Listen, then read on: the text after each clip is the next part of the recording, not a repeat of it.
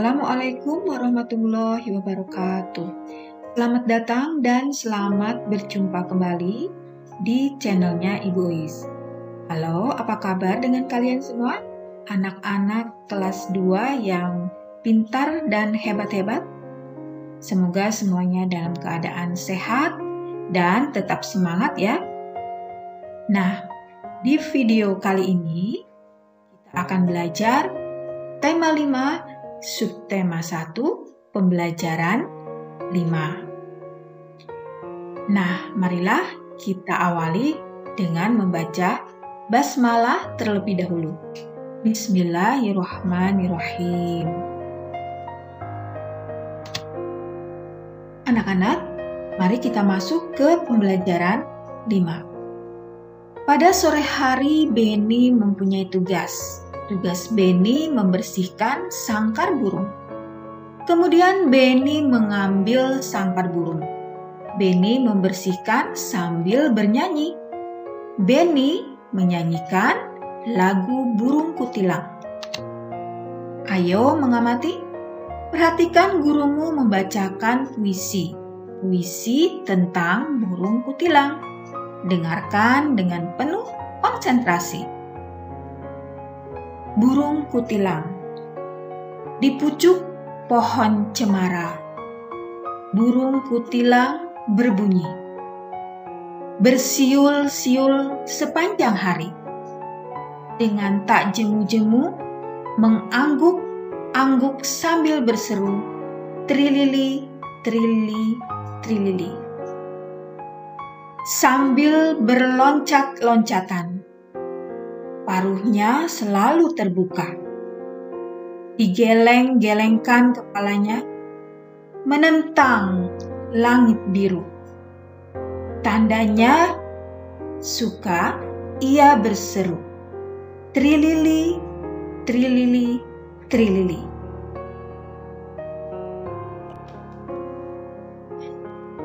Ayo berlatih.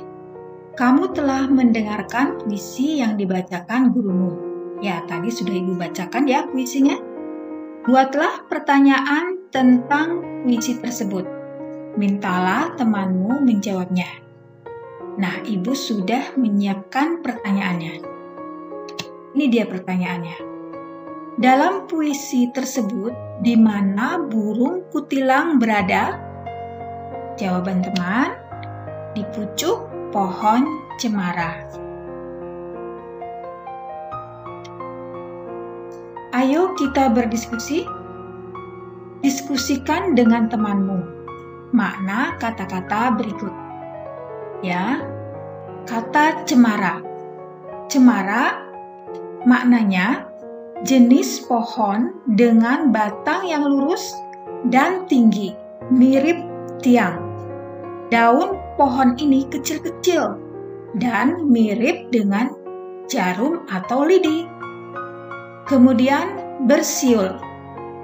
Bersiul itu maknanya perbuatan mengeluarkan tiruan bunyi dari alat musik suling dengan menggunakan mulut.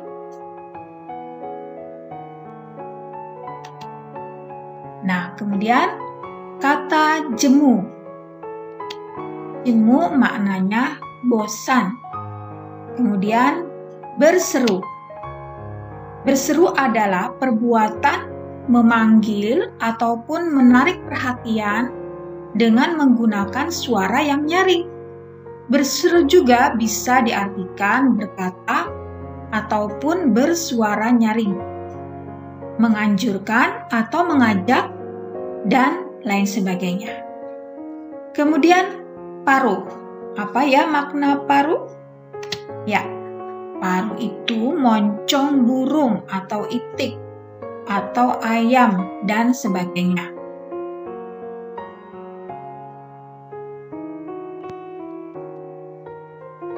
Nah, sekarang kamu perlu menguji hasil diskusimu. Caranya dengan mengerjakan latihan berikut.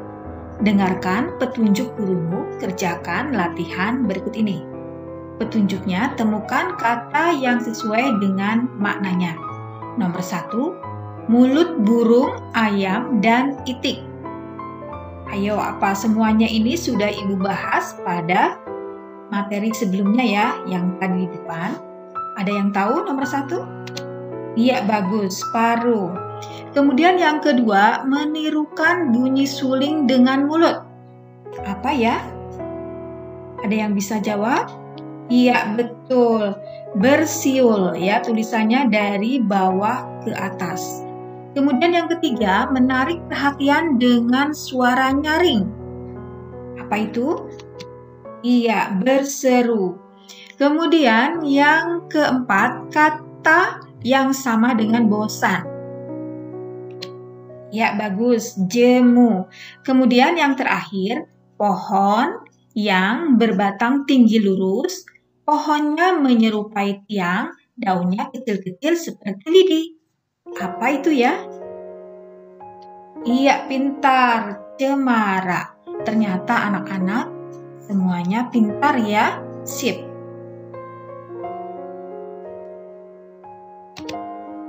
Ayo membaca anak-anak, pahami puisi berikut. Bacalah dengan lafal, intonasi, dan ekspresi yang tepat. Lafal itu adalah cara mengucapkan bunyi atau suara seperti vokal A, I, U, E, O ya, itu harus jelas. Kemudian bunyi konsonannya juga, selain bunyi vokal itu adalah bunyi konsonan. Kemudian intonasi itu adalah kuat atau lemahnya suara saat membacakan puisi. Dan ekspresi itu adalah penghayatan ya. Kamu harus dapat menghayati isi dari puisi tersebut. Ayo kita coba ya membacakan puisi berjudul Burung Berkicau.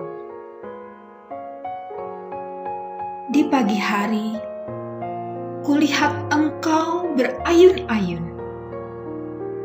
Sambil berkicau, kadang ku ingin memiliki sayap dan suara sepertimu, suara yang sangat merdu, kicauan di langit biru.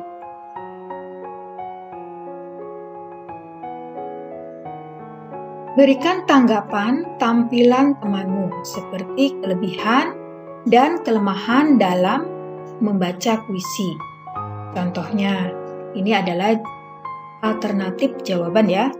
Kelebihannya misalnya kamu sangat bagus membacanya dengan suara yang lantang. Kelemahannya, kamu kurang menghayati saat membaca puisi dan kurang percaya diri. Nah, kamu boleh ungkapkan dengan kalimat yang lain ya, sesuai dengan apa yang kamu lihat dan dengar saat temanmu membacakan puisi. Benny telah selesai membersihkan sangkar burung. Benny menggantungkan sangkar burung di tempatnya semula. Kemudian Benny bermain di taman. Mainan di taman banyak macamnya. Ada mainan bergelantungan, ada mainan perosotan, ada mainan ayunan. Benny memilih mainan untuk bergelantungan. Ayo mencoba anak-anak, perhatikan gambar Benny ya sedang bermain gelantungan atau bergantung. Gambar pertama, tangan Benny bergantung, memegang erat tentunya, kaki lurus ke bawah. Kemudian gambar kedua, tangan Benny bergantung, paha diangkat ke depan. Ya, alat bergantung ini adalah biasanya terbuat dari besi anak-anak yang ditanam kuat ke dalam tanah sehingga dapat menahan beban yang berat seperti tubuh Benny. Biasanya alat ini ada kita lihat di taman bermain, di TK atau di PAUD. Jadi tidak boleh sembarangan bergelantung ya atau bergantung. Takutnya benda yang kita gunakan untuk bergantung tidak kuat dan bisa roboh. kalian bisa jatuh dan tertimpa benda itu. Jadi, harus hati-hati. Apa yang sedang dilakukan Benny? Tentunya Benny sedang bermain gelantungan ya, atau bergantung. Pernahkah kamu melakukan seperti Benny? Mungkin kalian ada yang sudah pernah mencobanya ya. Nah, sekarang lakukan gerakan seperti Benny. Ikuti arahan gurumu. Ya, pada gambar nomor 3, tangan Benny bergantung. Tentunya harus pegang erat ya. Kaki ditekuk ke belakang. Perhatikan gambarnya yang gambar nomor 3. Bisa ya? Kemudian gambar nomor 4. Tangan Benny bergantung. Kaki memanjang ke depan. Ya, seperti pada gambar 4. Kemudian gambar 5, perhatikan. Tangan Benny bergantung, kaki memanjang ke belakang. Gambar 6, tangan Benny bergantung, paha diangkat ke samping. Bisa ya anak-anak? Kamu boleh mencobanya. Tapi tentunya harus dalam pengawasan orang tuamu atau gurumu. Ayo bercerita, ceritakan gerakan yang dilakukan Benny. Tuliskan pada kotak berikut. Contohnya, pertama, tangan Benny bergantung dengan kaki lurus ke bawah. Kedua, tangan Benny bergantung dan paha diangkat ke depan. Ketiga, tangan Benny bergantung dan kaki ditekuk ke belakang. Keempat, tangan Benny bergantung, lalu kaki memanjang ke depan.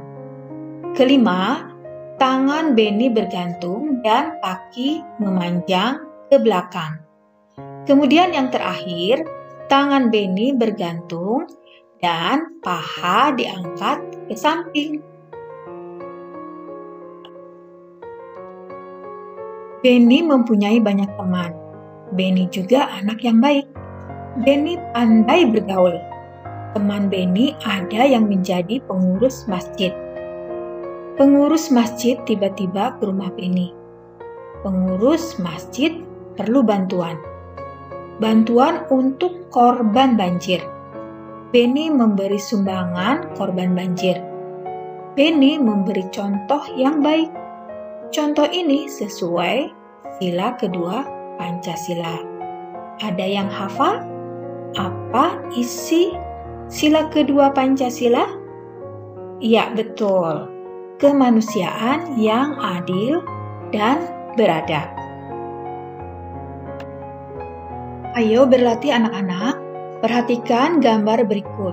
Berikan centang untuk gambar yang sesuai dengan sila kedua Pancasila. Kalian tahu sila kedua Pancasila?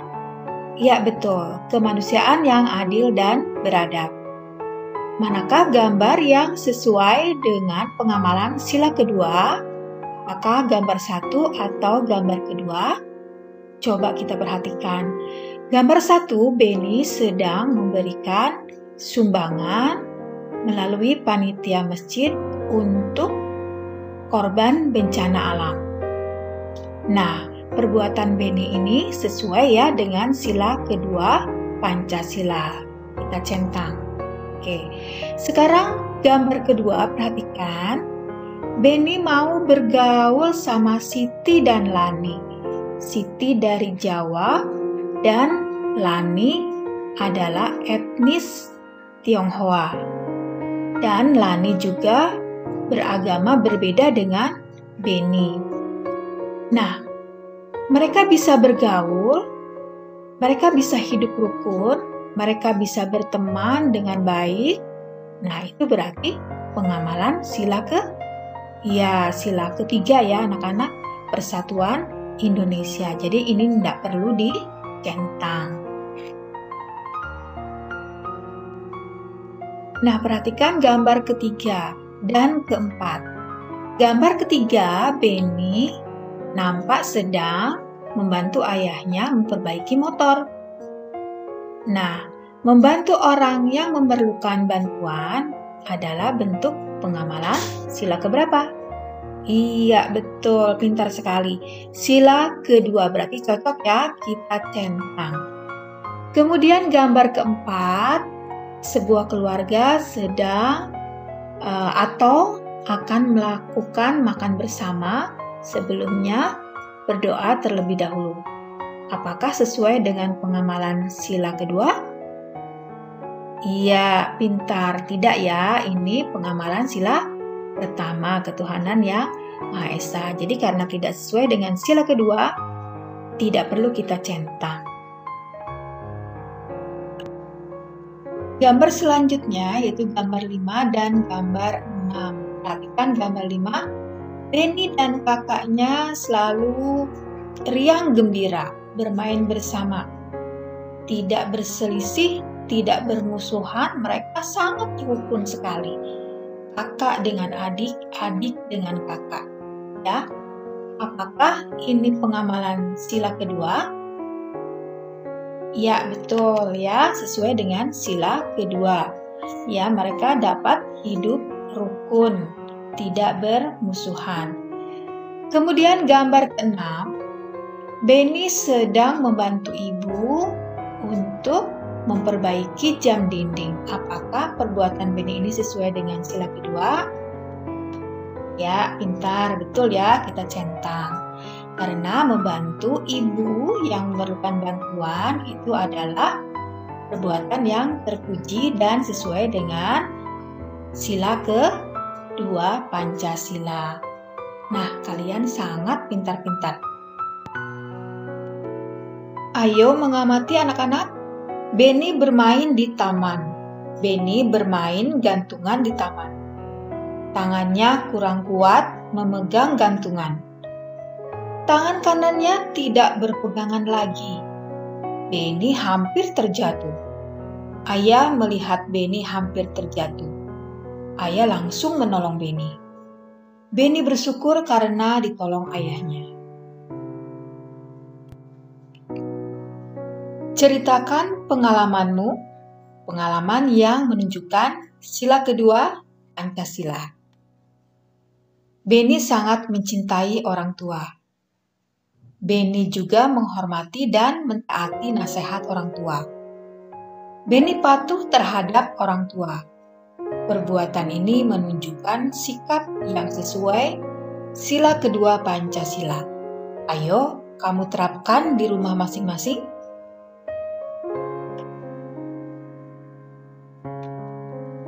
Tuliskan pengalamanmu di rumah, pengalaman yang sesuai dengan sila kedua Pancasila. Kerjakan pada kolom berikut. Ya, contohnya seperti ini ya. Aku sangat mencintai nenekku. Nenek sakit-sakitan.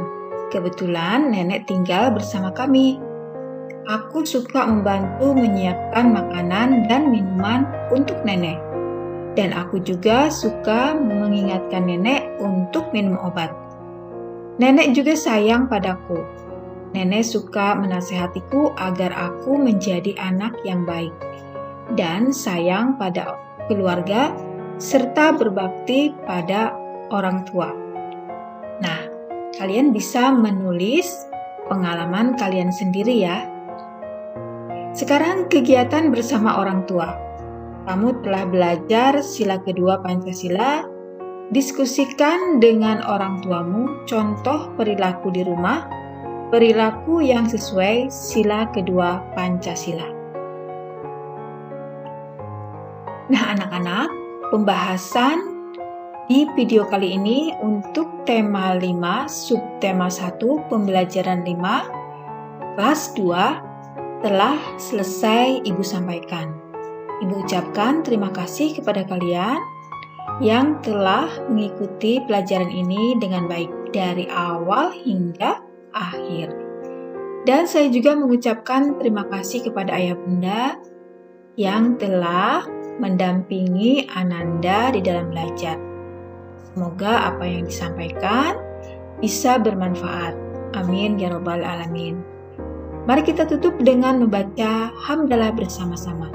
Alhamdulillahirabbil alamin. Wassalamualaikum warahmatullahi wabarakatuh. Sampai jumpa lagi.